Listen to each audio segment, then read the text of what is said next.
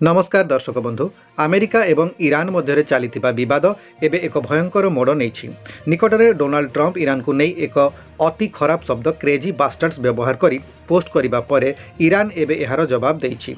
Iran रो एही remember this वार्तार कौन लुचि रही आसतु जानिबा आज ही स्पेशल रिपोर्ट रे।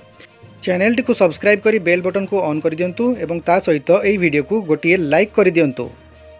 5 एप्रिल 2026 रे ट्रंप एक सोशल मीडिया पोस्ट रे ईरान को चेतावनी देइछंती। से कहिछंती जे जदि स्टेट ऑफ हॉर्मुज को तुरंत खोला न जाए तेबे मंगलवार दिन ईरान रो पावर प्लांट एवं ब्रिज गुडी को ध्वंस कर दिया जिवो।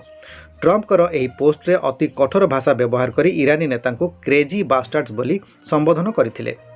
ईरान एहार जवाब रे रिमेंबर दिस लेखि एक फोटो शेयर करिछि जहा ऑपरेशन ईगल क्लॉ को सूचाउछि।